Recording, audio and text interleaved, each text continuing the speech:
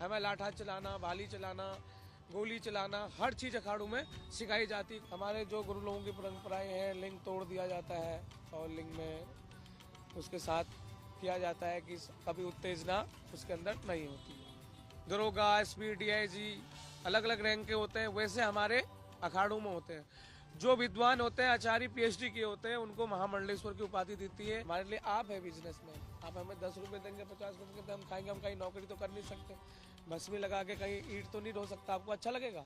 यूं तो महाकुंभ में साधु संत महंत पूरे देश और दुनिया से आते हैं, लेकिन सबसे ज्यादा जो आकर्षण के केंद्र में होते हैं वो है नागा सन्यासी। नागा अखाड़ों को सबसे ज्यादा लोग देखने भी आते हैं और नागा संतों और नागा सन्यासियों के इस कुंभ और शाही स्नान का अपना ही एक बड़ा महत्व है।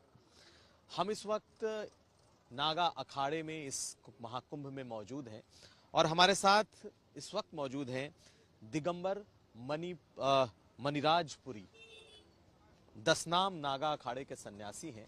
और आज हम इस पूरे नागा संप्रदाय, ये जो नागा सेक्ट है, आखिर इसका महत्व क्या है, आखिर कैसे नागा साधु इस तरीके से बनते हैं और आखिर उनको लेकर के इतना कौतूहल क्यों होता है, आज हम समझेंगे। और हमारे साथ होंगे दिगंबर मणिराजपुरी जी। महाराज जी प्रणाम, स्वागत है आपका। महाराज जी पहले तो ये बताइए कि ये जिंदगी, जब हम लोग इस 4-5 डिग्री टेम्परेचर में कोट और पूरे अपने कपड़ों के साथ मौजूद हैं और आप लोगों के ऊपर ये भभूत और उसके ऊपर लगता है कुछ है ही नहीं। नारायण, सबसे पहले ये है कि हमने अपने आप को ईश्वर को समर्पण कर दिया।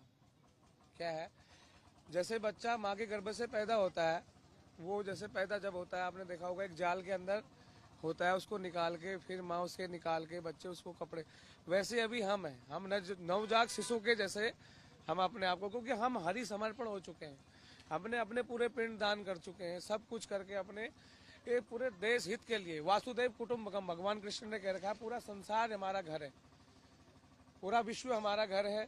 हम पूरे आराधना, शिव की आराधना में अपने रहते हैं, माँ भगवती हैं, उनकी सेवा में अपने समर्पण भाव से उनके शरणागत हो गए। भगवान कृष्ण कहता है कि जो मेरे शरणागत होता है उसे मैं अपने हृदय से नहीं, अपने सर से लगा के रखता हूँ।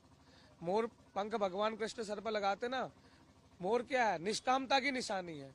भगवान कहता है जो निष्काम हो जाए उसको मैं अपने शरणागत रखता हूँ, अपने चरण से, अपने शरण से, अपने सर से लगा के रखता हूँ। भगवान कृष्ण ने गीता में कहा गया है, भगवान गीता में क्या कहते हैं, संत मेरी